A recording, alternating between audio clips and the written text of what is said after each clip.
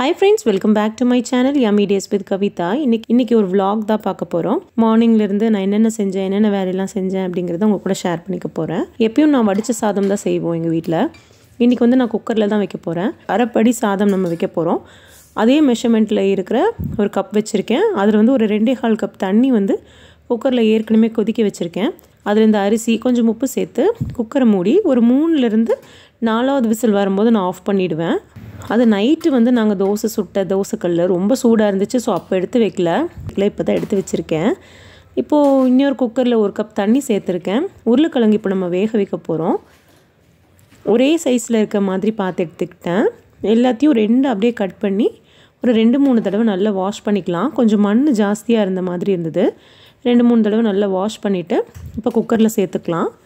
நான் ஃபஸ்ட்டே இது வேக வைக்கிறதுக்கு முன்னாடியே குக்கரில் தண்ணி சேர்த்து தண்ணி நல்லா சூடு பண்ணிவிடுவேன். அப்போ தான் வந்து நமக்கு கொஞ்சம் சீக்கிரமாக வேலை முடிகிற மாதிரி இருக்கும். குக்கரை மூடி ஒரு 3 விசில் வர வரைக்கும் அப்படியே விட்டுடலாம். இப்போ நைட்டு நம்ம கழுவி வச்ச பாத்திரத்தெல்லாம் எடுத்து வச்சிடலாம்.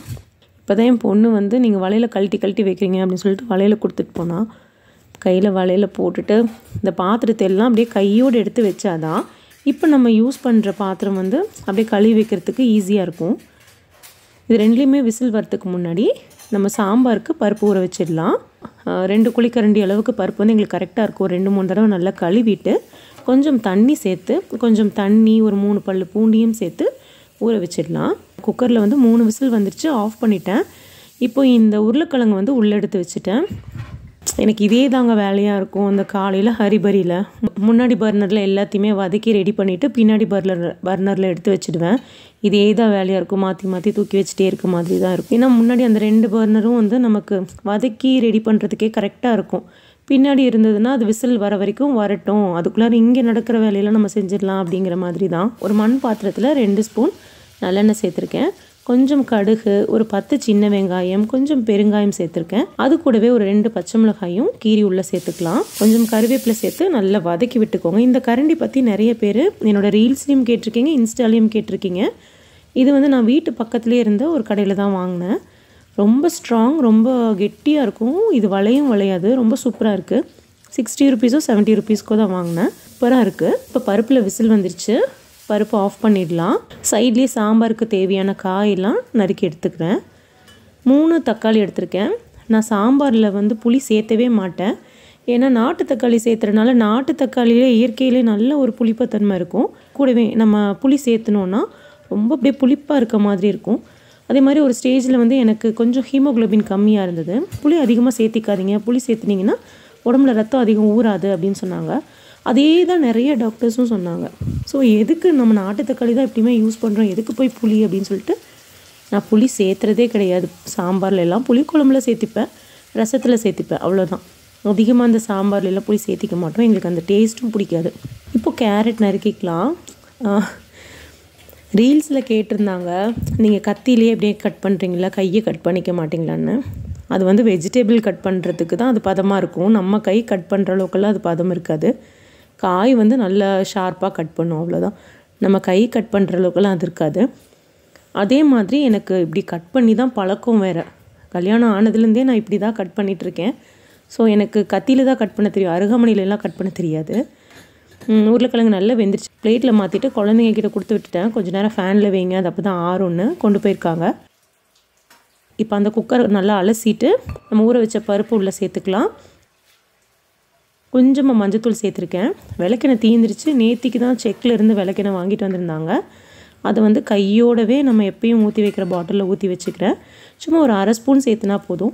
விளக்கெண்ணெய் எதுக்கு சேர்த்துறீங்க அப்படின்னு கேட்டிருந்தாங்க. நிறைய பேர் இன்ஸ்டாலையும் கேட்டிருக்கீங்க, ரீல்லையும் கேட்டிருக்கீங்க. அம்மா வீட்டிலேருந்தே விளக்கெண்ணெய் சேர்த்துவாங்க. விளக்கெண்ணெய் சேர்த்துனா வயிற்றுக்கு கொஞ்சம் இதமாக இருக்குன்னு சொல்லுவாங்க. அப்புறம் பருப்பு நல்லா வேகும் அப்படிம்பாங்க. அப்புறம் கான்ஸ்டிபேஷன் ப்ராப்ளம் இருக்கும் இல்லைங்களா, அதுக்கெல்லாம் கூட நல்லது அப்படின்னு சொல்லுவாங்க. இன்னொன்று வந்து விளக்கெண்ணெய் வந்து நம்ம எந்த சமையலுக்கும் சேர்த்துற ஆப்ஷனே கிடையாது. அது வயிற்றுக்கும் குடலுக்கு வந்து ரொம்ப நல்லதாமா. ஸோ பருப்பு வேக வைக்கும் போது சும்மா ஒரு 1/2 ஸ்பூன் மட்டும் நம்ம சேர்த்துனோன்னா விளக்கெண்ணெய் வந்து நம்ம உடம்புல சேர்த்துக்கிட்ட மாதிரி இருக்கும் அப்படின்னு சொல்லுவாங்க. டெலிவரி டைமில் நமக்கு கசாயம் வச்சு கொடுப்பாங்க பாருங்களேன், அதில் கூட நமக்கு 1 ஸ்பூன் விளக்கெண்ணெய் சேர்த்துவாங்க. அது வந்து இந்த குடலுக்கு வயிற்றுக்கு உள்ளே இருக்கிற புண்ணெல்லாம் நல்லா ஆற்றும் அப்படின்னு சொல்லுவாங்க. சும்மா ஒரு 1/2 ஸ்பூன் தான், 1/2 ஸ்பூனுக்கு மேலே சேர்த்த வேண்டாம், 1/2 ஸ்பூனே போதும். உங்களுக்கு ஒரு பெரிய டிஃப்ரென்ஸுமே தெரியாது. இப்போ காயெல்லாம் நறுக்கியாச்சு, அதையும் உள்ளே சேர்த்துக்கலாம். நான் உருளைக்கிழங்கு வந்து தோல் சீவிட்டு தான் உள்ளே சேர்த்துறேன். ஏன்னா டிஃபன் பாக்ஸ்லேருந்து சாப்பிடும்போது தோலோடு இருந்தால் அது நல்லா இருக்காது. கையோடவே அந்த இடத்தையும் க்ளீன் பண்ணிடலாம். நடுவில் கேப்பில் வந்து அந்த பாட்டிலில் எண்ணெய் ஃபில் பண்ணுறதுலையே நான் குறியாக இருக்கேன். ஏன்னா விட்டுச்சுன்னா தட்டி விட்டுருவோம். அதுக்கப்புறம் அந்த இடம் வந்து அப்படியே ஒரு மாதிரி பிசு பிசுன்னு ஆகிடும் இல்லையா, அதுவும் விளக்கெண்ணெய் வேறு. காய்க்கு தேவையான அளவு உப்பு போட்டு நல்லா வதக்கி விட்டுடலாம். இப்போ ஒரு 2 ஸ்பூன் சாம்பார் பொடி சேர்த்துருக்கேன், ஒரு 1/4 ஸ்பூன் மிளகாய்த்தூள் சேர்த்துருக்கேன். இப்போது இந்த காய் வேகிற அளவுக்கு தண்ணி சேர்த்துட்டு நல்லா அப்படியே கலந்து விட்டுடலாம். இப்போ நமக்கு பொரியல் ரெடி பண்ணணும், அதனால் சாம்பார் வந்து இந்த பக்கம் மாற்றி எடுத்து வச்சுக்கிறேன். மண்பானை வந்து இப்படியே கையிலே எடுத்து வைக்கிறீங்களே ரொம்ப சூடாக இருக்காதா அப்படின்னு என் பொண்ணு எப்பயுமே கேட்டுகிட்டே இருப்பாள். இன்றைக்கும் அதே மாதிரி தான் கேட்டால். அப்போ தான் அவன்கிட்ட சொன்னேன், தொட்டுப்பார் சூடாகவே இருக்காது, நீ தொட்டுப்பார், மண்பானை வந்து அவ்வளோலாம் கொதிக்க நம்ம சில்வர் பாத்திரம் மாதிரிலாம் இருக்காது, தொட்டுப்பார் அப்படின்னு சொல்லிட்டு இருந்தேன். நிஜமாலுமே அவ்வளோலாம் கொதிக்காதுங்க, நீங்கள் தாராளமாக தூக்கி வைக்கலாம். எண்ணெயும் அந்த பாட்டிலில் நிறைஞ்சிருச்சு. இப்போ அதை எடுத்து வைக்க வேண்டிய இடத்துல முதல்ல அதை வச்சிடலாம், இல்லைன்னா அதை தட்டி விட்டுடுவோம். நம்ம அவசரமாக குக் பண்ணும்போது அதை தட்டி விட்டுடுவோம். இப்போ பொரியலுக்கு தேவையான வெங்காயம் நறுக்கிக்கலாம். 2 பெரிய வெங்காயம் எடுத்திருக்கேன், அதை நல்லா நீல வாக்கில் நறுக்கிக்கலாம். இந்த ரெசிபிக்கு வெங்காயம் நல்லாயிருக்கும். இதில் ஒரிஜினல் ரெசிப்பியில் கொஞ்சம் தக்காளி போடணும். என் பையனுக்கு தக்காளி இருந்தாலே பிடிக்கவே பிடிக்காது. அப்புறம் சரி, அவன் டிஃபன் பாக்ஸில் கொண்டு போகிறது அவனுக்கு பிடிக்காதது ஒன்று நம்ம செஞ்சு கொடுத்து அவன் அரைகுறையாக சாப்பிட்டுட்டு வர்றது கஷ்டமாக இருக்கும் அப்படிங்கிறனால நான் தக்காளி சேர்த்துல. இப்போ பேனில் வந்து 2 டேபிள் ஸ்பூன் தேங்காய் எண்ணெய், கொஞ்சம் கடுகு, அந்த நீல வாக்கில் நறுக்கின பெரிய வெங்காயத்தையும் உள்ளே சேர்த்துக்கலாம். கொஞ்சம் கருவேப்பிலை, 2 பச்சை மிளகாய், கொஞ்சம் உப்பு சேர்த்து அப்படியே நல்லா வதக்கி விட்டுடுங்க. இந்த ஸ்டேஜில் நீங்கள் வந்து அப்படியே பொடி பொடியாக நறுக்கின பூண்டு சேர்த்துலாம், இல்லைன்னா ஒரு 4 பல் பூண்டு அப்படியே தட்டி கூட சேர்த்துலாம். சூப்பராக இருக்கும் டேஸ்ட்டு. பருப்பு நல்லா வெந்துருச்சு. இப்போ குக்கரை ஓப்பன் பண்ணிவிட்டு நம்ம வேக வச்ச காயெல்லாம் உள்ளே சேர்த்துக்கலாம். ஒரே ஒரு விசில் வச்சா போதும். காய் வேகிறதுக்கு ஒரே ஒரு விசில் போதும். 2 விசில் எல்லாம் வச்சிங்கன்னா அப்படியே குழஞ்சி போயிடும். காய் சாப்பிடவே நல்லாயிருக்கு. ஒரு விசில் வந்தோன்னே ஆஃப் பண்ணிடலாம். இப்போ அந்த உருளைக்கிழங்கு மசாலாவுக்கு வெங்காயம் ஓரளவுக்கு நல்லா வதங்கினதும் 1 ஸ்பூன் அளவுக்கு இஞ்சி பூண்டு பேஸ்ட்டு சேர்த்து நல்லா வதக்கி விட்டுடுங்க. இஞ்சி பூண்டோட பச்சை வாசனை மட்டும் போனால் போதும். வெங்காயம் வந்து கொஞ்சம் க்ரன்ச்சியாக இருந்தால் நல்லாயிருக்கும். 2 ஸ்பூன் குழம்பு மிளகாய் தூள், கொஞ்சம் மஞ்சத்தூள், கொஞ்சம் உப்பு சேர்த்து அப்படியே நல்லா வதக்கி விடுங்க. குழம்பு மிளகாய் தூளுக்கு பதிலாக நீங்கள் சாம்பார் பொடியும் சேர்த்துக்கலாம், அப்புறம் வரமிளகாய் தூளும் சேர்த்துக்கலாம், மிளகாய் தூளும் சேர்த்துக்கலாம். டேஸ்ட்டு சூப்பராக தான் இருக்கும். இதில் ஒரு 1/4 டம்ளர் மட்டும் தண்ணி சேர்த்துக்கோங்க. இன்னொன்று வந்து கொஞ்சம் தண்ணியாக இருந்ததுன்னா தான் உருளைக்கிழங்குல நல்லா கோட்டாகி உருளைக்கிழங்கு சாப்பிடும்போதும் செம்ம டேஸ்ட்டாக இருக்கும். சும்மா ட்ரையாக வேணும்னாலும் நம்ம செய்யலாம். ஆனால் அதை விட இந்த மாதிரி ஒரு 1/4 டம்ளர் மட்டும் தண்ணி சேர்த்து நம்ம உருளைக்கிழங்க தோல் உரித்து அப்படியே கட் பண்ணி உள்ளே சேர்த்துக்க வேண்டியது தான். நான் இப்படி தாங்க கட் பண்ண அப்படியே சேர்த்துப்பேன். அப்புறம் தோல் உரிக்க அப்படியே சேர்த்துப்பேன். எல்லா அம்மாவும் அப்படி தான் நினைக்கிறேன். அப்படியே பரபரப்பாக காலையில் அந்த லஞ்ச் பாக்ஸ் குழந்தைங்களுக்கு கொடுத்து விட்டால் போதும். ஏன்னா அவங்களுக்கு அங்கே போய் சாப்பிட்றதுக்கு பெரிய சோர்ஸ் இருக்காது இல்லைங்களா, ஸ்கூலோ காலேஜோ போய் சாப்பிட்றதுக்கு. ரெகுலராலாம் அங்கே இருக்க கேன்டீனில் சாப்பிட்றதுக்கும் நல்லா இருக்காது. ஸோ அவசரமாக அவங்களுக்கு பிடிச்சதை வந்து டக்குன்னு செஞ்சு கொடுத்துடணும் அப்படிங்கிறது மட்டும்தான் நமக்கு மைண்ட்லேயே இருக்கும். சரியாக கட் ஆகாத உருளைக்கிழங்கெல்லாம் அந்த கரண்டிலேயே அப்படியே கட் பண்ணி விட்டுடுறேன். இப்போ நமக்கு சாதம் ரெடி ஆகிடுச்சு, சாம்பாரும் ரெடி ஆகிடுச்சு, பொரியலும் ரெடி ஆகிட்டுருக்கு. ஸோ அதுக்குள்ளார அங்கே சைடில் இருக்கிற கேப்லாம் நம்ம நல்லா க்ளீன் பண்ணி எடுத்துடலாம். பெருசாக குப்பையெல்லாம் ஒன்றும் இருக்காதுங்க, அந்த தண்ணியாக இருக்கும். அந்த தண்ணியெல்லாம் கையிலே தள்ளி விட்டுடுவேன். நான் குக் பண்ணுறது இப்படி தான் இருக்கும். ஸ்டவ்வும் வந்து அவ்வளோலாம் அழுக்காகாது, அதே மாதிரி அந்த திட்டு மேடையும் வந்து அழுக்காகாது. இதே மாதிரி நீட்டாக தான் எனக்கு மெயின்டைன் பண்ணுறதுக்கு பிடிக்கும். நான் இப்படி தான் மெயின்டைன் பண்ணுவேன். ஸோ பையனுக்கு வந்து லஞ்ச் பாக்ஸ் பேக் பண்ணிடலாம், டைம் ஆகிடுச்சு. குக்கர் சாப்பாடாக இருந்தாலும் நீங்கள் ஒரு தடவை இறக்குனதும் நல்லா ஒன்றா ஒரு தடவை கலந்து விட்டுடணும். இல்லைன்னா அப்படியே கட்டி மாதிரி ஆகிடும், அப்படியே கேக் கட் பண்ணி எடுக்கிற மாதிரி ஆகிடும். நீங்கள் இந்த மாதிரி ஒரு தடவை கலந்து விட்டுட்டிங்கன்னா அது வந்து நம்ம வடித்த சாதம் மாதிரியே ஆகிடும். வடித்த சாதம் எப்படி பொலான்னு இருக்கும் அதே மாதிரியே இருக்கும். தேவையான அளவுக்கு சாதம் எடுத்துட்டேன். சாம்பார் ஓப்பன் பண்ணலாம் அப்படின்னு பார்த்தா விசில் அடங்கவே இல்லை. சரின்னு கொஞ்சம் பைப்பில் மட்டும் காட்டியே எடுத்துகிட்டு வந்தேன். ஏன்னா ஒரு 2 நிமிஷம் கொதிக்கணும். அப்புறம் நம்ம சாம்பார் வந்து இன்றைக்கி மார்னிங்கே சாதம் தான், மாவு எதுவும் இல்லை. ஸோ சாம்பார், சாதம், உருளைக்கிழங்கு பொரியல், அதனால கொஞ்சம் அளவும் ஜாஸ்தியாக இருக்குது. இதுக்கப்புறம் தான் மாவுக்கு ஊற போடணும். ஒரு 2 கொதி நல்லா ஒன்று கலந்து கொதித்து வந்ததுக்கப்புறம் ஃபஸ்ட்டு மேலாப்பில் சாம்பார் மட்டும் நம்ம எடுத்து ஊற்றிக்கலாம். அப்போ தான் வந்து அது ட்ரை ஆகாமல் இருக்கும். அப்புறம் சாம்பார்லேருந்து கொஞ்சம் காய் எடுத்து உள்ளே சேர்த்துக்கிறேன். சாதம் சேர்த்துனதுக்கப்புறம் ஒரு கரண்டி சாம்பார் மேலே சேர்த்துக்கோங்க, இல்லைன்னா ரொம்ப ட்ரை ஆகிடும். இன்றைக்கி நம்ம வீட்டில் லஞ்ச் வந்து சாதம், உருளைக்கிழங்கு மசால், அப்புறம் சாம்பார் நிறைய காய் போட்டு செம்ம டேஸ்டியாக சூப்பராக இருக்கும். என்னோடய சாம்பார் ரெசிபி வீடியோவோட லிங்க் வேணால் உங்களுக்கு நான் ஷேர் பண்ணுறேன். சாம்பார் பொடி செம்ம சூப்பராக இருக்கும் அந்த ரெசிபி. எங்கள் பாட்டி எனக்கு சொன்ன ரெசிபி, ட்ரை பண்ணி பாருங்கள். நான் மாவு இல்லைன்னு சொன்னேன் இல்லைங்களா, நல்லா இட்லிக்கு ஊற போட்டுட்டேன். 2 படி இட்லி அரிசி சேர்த்துருக்கேன். 1/2 படி உளுந்து, கொஞ்சம் வெந்தயம் சேர்த்து ஒரு 2-3 தடவை நல்லா கழுவி எடுத்துகிட்டு வந்துடலாம். இப்போ கொஞ்சம் தண்ணி சேர்த்து ஊற வச்சிடலாம். ஏன்னா நான் எல்லாம் ஒன்றா தான் கலந்து ஊற வைப்பேன். ஏன்னா ஒரு தடவை இந்த மாதிரி ட்ரை பண்ணி பார்த்தேன், செம சாஃப்டாக சூப்பராக வந்துருந்தது. அதுலேருந்து நான் இந்த மெத்தட் தான் யூஸ் பண்ணுறேன்.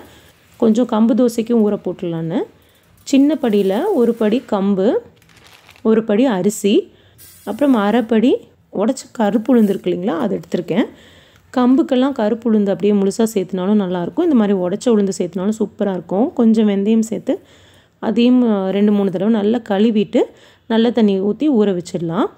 இது ஒரு 4-5 மணி நேரம் ஊறினதுக்கப்புறம் ஆட்டி எடுத்து வச்சுருங்க. அவ்வளோதான். ஒரு ஃபுல் ரெசிபி நான் காட்டல, ஏன்னா இட்லி தோசை தானே, அதனால் நான் ஃபுல் ரெசிபி காட்டல. உங்களுக்கு தேவைப்பட்டால் சொல்லுங்கள், நான் தனி ரெசிப்பியாக கூட நான் போஸ்ட் பண்ணுறேன். வேலையெல்லாம் முடிஞ்சது. செடிக்கு அப்படியே கொஞ்சம் தண்ணி ஊற்றிட்டு வாக்கிங் போகலாம் அப்படின்னு என்கிட்ட என்னென்ன செடி இருக்குன்னு தான் காட்டிகிட்ருக்கேன். இது வந்து மல்லிகைப்பூ செடி, நல்ல நிறைய மொக்கு விட்டு வந்திருந்தது, சூப்பராக இருந்தது. மோஸ்ட்லி இங்கே இருக்கிற பூ எல்லாமே நாங்கள் சாமிக்கு தான் வைப்போம். காட்டுறேன். ஃபுல்லாக நல்ல பெரிய பெரிய மல்லிகைப்பூவாக இருக்கும், நல்ல கலராகவும் இருக்கும், நல்ல ஹெல்த்தியாகவும் இருக்கும், நல்லாயிருக்கும் பார்க்குறதுக்கேவும். ரொம்ப ஹாப்பியாக ப்ளசண்ட்டாக இருக்கும். அவ்வளோதாங்க, எல்லோரும் கிளம்பிட்டாங்க. இனி வந்து நம்ம வாக்கிங் போகிறதுக்கு ரெடி பண்ணிகிட்ருக்கேன். அவ்வளோதாங்க, நான் வாக்கிங் கிளம்பிட்டேன். ஒரு 1/2 hour வாக் பண்ணிவிட்டு வருவோம் நானும் என் தங்கச்சியும். கரெக்டாக அது வந்து ஒரு 4900 ஸ்டெப்ஸ் பக்கம் வரும். நான் இன்ஸ்டாவில் அடிக்கடி போஸ்ட் பண்ணுவேன். நீங்கள் இன்ஸ்டாகிராமில் என்ன ஃபாலோ பண்ணுற மாதிரி இருந்தால் உங்களுக்கு இதெல்லாம் அந்த வீடியோலாம் தெரிஞ்சிருக்கும். கரெக்டாக ஒரு 30 மினிட்ஸ்லேருந்து 45 மினிட்ஸு ஒரு பெரிய ரவுண்ட் அடிச்சுட்டு வருவோம். அது வந்து ஒரு 4970 சம்திங் ஸ்டெப்ஸ் வரும். அது ஒரு 5000 ஸ்டெப்ஸ் ஆச்சு. 5000 ஸ்டெப்ஸ் ஆச்சு இல்லைங்களா. காலையில் ஒரு தடவை, சாயந்தரம் ஒரு தடவை வாக் பண்ணோன்னா 10,000 ஸ்டெப்ஸு கரெக்டாக இருக்கும். எப்பயும் இப்படி ரெகுலராக போகிறவங்க இன்றைக்கி வாக்கிங் போயிட்டு ஒரு பெரிய சம்பவம் செஞ்சுட்டு வந்தோம். பெரிய பில்லு ஒன்று எழுதிட்டு வந்திருக்கோம். பெரிய ஒரு செலவு. ஆனால் எங்களுக்கு அது ரொம்ப பிடிச்சி ரொம்ப ஹாப்பியாக பண்ணது. எனக்கும் என் தங்கச்சிக்கும் கார்டனிங் ரொம்ப பிடிக்கும். நான் ஆக்சுவலி வெளியே வந்து அவுட்டோர் பிளான்ட்ஸ் தான் நிறைய வச்சுருக்கேன். வச்சும் இருந்தேன். ஃபஸ்ட்லேருந்தே எனக்கு அதுதான் தெரியும், அதுதான் பண்ணியிருக்கேன். ஆனால் என் தங்கச்சி வந்து இன்டோர் பிளான்ட்ஸ் எல்லாம் சூப்பராக வளர்த்துவா. அவங்க வீட்டில் வந்து இன்டோர் பிளான்ட்ஸ் நிறைய இடத்துல வச்சுருப்பாங்க, ரொம்ப அழகாக இருக்கும். நான் ஒரு நாள் அவங்க வீட்டுக்கு போனேன்னா வேணால் கேட்டுட்டு உங்களுக்கு ஒரு வீடியோ வேணால் நான் போஸ்ட் பண்ணுறேன். சூப்பராக மெயின்டைன் பண்ணுவாங்க. அதில் என் தங்கச்சி பொண்ணுக்கு வந்து அவளுக்கும் கார்டனிங் மேலே ரொம்ப ரொம்ப ஆசை. ரொம்ப அப்படியே பார்த்து பார்த்து பக்குவமாக சூப்பராக வளர்த்து வச்சுருப்பாங்க, நல்லாயிருக்கும். அவர் மதுரை அப்படின்னு சொல்லியிருந்தார். எங்கள் பூர்வீகம் எல்லாம் மதுரை தாங்க. அப்பா பிறந்தது, எங்கள் மாமனார், எங்கள் மாமியார் ஊர் எல்லாமே மதுரை தான். நாங்கள் வந்து அப்பா அவங்களோட ரொம்ப சின்ன வயசுலேயே நாங்கள் கோயம்புத்தூரில் வந்து செட்டில் ஆகிட்டோம். ஸோ இப்போ வந்து கோயம்புத்தூர்காரங்க நாங்கள். அப்பா வந்து மதுரை உசிலம்பட்டி சைடு. இந்த செடி தான் நம்ம வாங்கியிருக்கோம். இது வந்து தங்கச்சி வாங்கியிருக்கிற செடி. இது வந்து நம்ம வாங்கியிருக்கோம். சூப்பராக இருந்துச்சு. நான் வீட்டுக்கு வந்தோன்னே உங்களுக்கு நான் காட்டுறேன். இதெல்லாம் அப்படியே ஒரு பிக் ஷாப்பருக்குள்ளே தான் வச்சு நாங்கள் என்னென்னா வாக்கிங் போகும்போது எதாவது காய் தேவைப்படும்லன்னு சொல்லிட்டு ஒரு பிக் ஷாப்பர் கொண்டு போயிருந்தோம். அதில் இவ்வளோ செடியை டம்ப் பண்ணி வீட்டுக்கு கொண்டு வந்திருக்கோம். நான் காட்டுறேன் என்னென்ன செடி வாங்கினேன்னு. இது ஜேட் அப்படின்னு சொல்லிட்டு தங்கச்சி வாங்கியிருந்தா, அதனால் இது வாங்கிக்கோ, இது நல்லது அப்படின்னு சொன்னான்ட்டு நான் வாங்கியிருக்கேன். நம்ம வாங்கியிருக்கிறது வந்து அந்த கொஞ்சம் போன்சாய் மரம் மாதிரி வந்திருந்தது, சூப்பராக இருந்துச்சு. இது 7 days பிளான்ட்டு, கொஞ்சம் அந்த எல்லோ கலர் மாதிரி இருந்தது, சூப்பராக இருந்தது. இந்த 3 பூ மேலே எனக்கு எப்பயுமே கண் இருக்குங்க. வாங்கணும் அப்படின்னு நினச்சிட்டே இருப்பேன். ஆனால் நான் போனால் இந்த கலர் இல்லை அந்த கலர் இல்லை அப்படின்னு சொல்லுவாங்க. சரி அரைகுறையாக அப்படியே திரும்பி வந்துடுவோம். ஆனால் இந்த தடவை 3 கலரையுமே பார்த்தோன்னா அப்படியே 3யுமே எடுத்துகிட்டேன். ஆனால் ரொம்ப காஸ்ட்லி அந்த கடை. பட் என்ன சொல்கிறதுன்னு தெரில. நான் சரி ஓகே அப்படின்னு வாங்கிட்டு வந்துட்டேன்.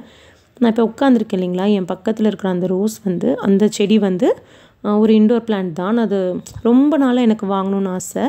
நான் என் ஃப்ரெண்டு வீட்டில் தான் பார்த்துருந்தேன். அவங்க நல்லா ஹைட்டாக வளர்ந்துருந்துச்சு. அப்புறம் வந்து இந்த பூ தாங்க சொன்னேன். மேலே பார்க்குறதுக்கே பாருங்களேன், அப்படியே வெல்வெட் மாதிரி இருக்குது. அந்த மொக்கெல்லாம் கொஞ்சம் நாளில் அந்த ரோஸ் கலரில் மாறிடுமாம்மா. அந்த ரோஸ் கலராக இருக்கிறதெல்லாம் அப்படியே க்ரீன் கலரில் மாறிடுமாம்மா. சூப்பர். அந்த செடி மட்டும் 350 ரூபா சொன்னார். ரொம்ப காஸ்ட்லி அந்த செடி. நான் அப்புறம் யோசிச்சுட்டே இருந்தேன், அப்புறம் எனக்கு மனசே இல்லை, சரி வாங்கிட்டு வரலாம் அப்படின்னு சொல்லிட்டு வாங்கிட்டு வந்திருக்கேன். இப்போ தான் வாங்கிட்டு வந்தோன்னு சொல்லிட்டு படிக்கட்டில் கொஞ்சம் நேரம் அப்படியே நிழலில் வச்சுருந்தேன். இப்போ நம்ம என்ன பண்ண போகிறோம் அப்படின்னா புளி பேஸ்ட்டு செய்ய போகிறேன். நீங்கள் கடையில் கேட்டாலே தருவாங்க. கொட்டை நார் இல்லாத புளியாக தாங்க அப்படின்னு சொன்னால் அவங்களே தந்துடுவாங்க. போன தடவை நான் வாங்கும்போது நார் நிறையா இருந்துச்சு. ஹேண்ட் மிக்சரில் தான் நான் அடிக்கிறேன். நாரில் இந்த பிளேடில் போய் சிக்கிக்கிச்சு.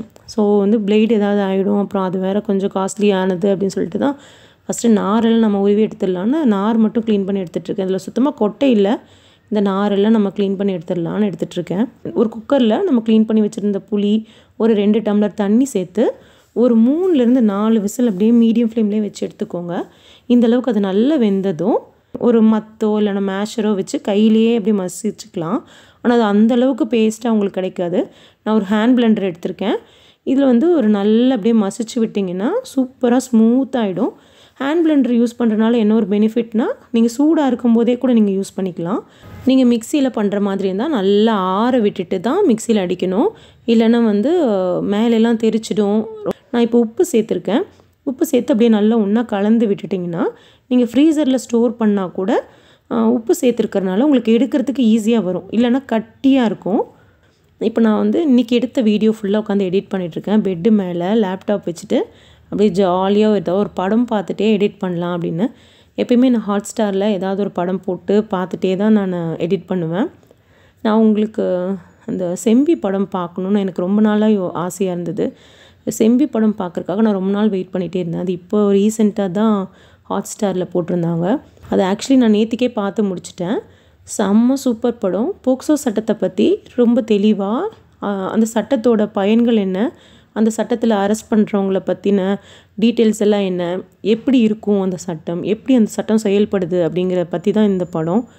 அட்டகாசமான படம். அந்த படம் வந்து எல்லாரும் கண்டிப்பாக பார்க்கணும். அந்தளவுக்கு ஒரு யூஸ்ஃபுல்லான படம். கோவை சரளா மேம் வந்து இவ்வளோ சூப்பராக நடிச்சிருக்காங்கன்னா, கோவை சரளா மேம் வந்து செம்ம சூப்பராக நடிச்சிருக்காங்க அந்த படத்தில். நீங்கள் ஹாட்ஸ்டார் யூஸ் பண்ணுறவங்களா இருந்தீங்கன்னா அந்த செம்பி படம் கண்டிப்பாக போய் பாருங்கள். அப்புறம் நான் பார்த்த இன்னொரு படம் வந்து நான் உங்களுக்கு சர்ச் பண்ணிகிட்டே இருக்கேன். இந்த படம் கூட நல்லாயிருக்கும். இந்த படம் என்னென்னா ஒரு லாயர் பற்றின படம். முகுந்தன் உன்னி அசோசியேட்ஸ்ன்னு சொல்லிட்டு செம்ம சூப்பர் படங்க. நான் ஃபஸ்ட்டு பார்க்கும்போது அசால்ட்டாக தான் அந்த வீடியோ ஓடிட்டு இருந்துச்சு. கொஞ்சம் அந்த வீடியோ வந்து இன்ட்ரெஸ்டிங் ஆக எடிட் பண்ணுறதை ஸ்டாப் பண்ணிவிட்டு அந்த படம் வந்து பார்க்க ஆரம்பித்தேன். ரொம்ப சூப்பராக நல்லா இருந்துச்சு. அந்த படமும் நீங்கள் பார்க்கலாம். உங்களுக்கு டைம் போகிறதே தெரியாது. ரொம்ப இன்ட்ரெஸ்டிங்காக சூப்பராக இருந்துச்சு அந்த படம். ஒரு மனுஷனோட ஆட்டிடியூட் எப்படி மாறுது, நம்மளோட சுயநலமாக நம்ம எப்படி யோசிப்போம் அப்படிங்கிறத பற்றி தான் அந்த முகுந்தன் உன்னி அசோசியேட்ஸ் படம் ஓடுது. அப்புறம் ஃபாலுங்கிற அந்த சீரீஸ் பார்த்துருப்பீங்கன்னு நினைக்கிறேன். அதுவும் செம்ம சூப்பர். ஆக்ட்ரஸ் அஞ்சலியோட சீரீஸ் அது. இதுவும் சூப்பர். ஃபஸ்ட்டு பிகினிங் பார்க்கும்போது ரொம்ப அப்படியேவும் ஹைஃபை அதுவும் இருக்க மாதிரி இருந்தது. பட் ஆனால் எண்டெல்லாம் செம்ம ட்விஸ்ட்டுங்க, சூப்பராக இருந்துச்சு. ஆக்டிங்கும் ரொம்ப நல்லா இருந்தது. எஸ்பிபி சாரோட பையன் நடிச்சிருக்கார் சரண். அவரோட ஆக்டிங்குமே இதில் நல்லா இருந்துச்சு, சூப்பராக இருந்துச்சு. ஆனால் நான் சர்ச் பண்ணிகிட்ருக்க படம் என்னென்னா ஜெய்ன்னு சொல்லிட்டு ஒரு படம். அதுவும் மலையாள படம் தான். அட்டகாசமான படம், டாப் நாச்சான படம். நீங்கள் கண்டிப்பாக பார்க்கணும். கொடுமைப்படுத்துகிற ஹஸ்பண்ட்க்கு அவங்க கொடுக்குற செம்மையான ஒரு லெசன் அது. நல்லாயிருக்கும் இந்த படம், கண்டிப்பாக பாருங்கள். இந்த படத்தை பற்றி பெருசாக எதுவுமே நான் சொல்ல வரல, ஏன்னா பார்த்தீங்கன்னா உங்களுக்கே தெரியும், செம்ம ட்விஸ்டான ஒரு படம். இது வந்து ரொம்ப ஃபேமஸான ஒரு ரீல்ஸ்லாம் வந்திருக்குங்க இவங்களோட ப்ரமோலாம். ஸோ இந்த படம் கண்டிப்பாக பாருங்கள் உங்களுக்கு டைம் இருக்கும்போது. இந்த படம் பார்த்துட்டு தான் நான் அப்படியே உட்காந்து எடிட் பண்ண போகிறேன். அவ்வளோதான். இன்றைக்கி ஃபுல்லாக என் கூட ட்ராவல் பண்ணியிருக்கீங்க. இந்த வீடியோ உங்களுக்கு பிடிச்சிருக்கும்னு நினைக்கிறேன். பிடிச்சிருந்ததுன்னா கண்டிப்பாக லைக் பண்ணுங்கள், நம்ம சேனலுக்கு சப்ஸ்கிரைப் பண்ணுங்கள். தேங்க்யூ.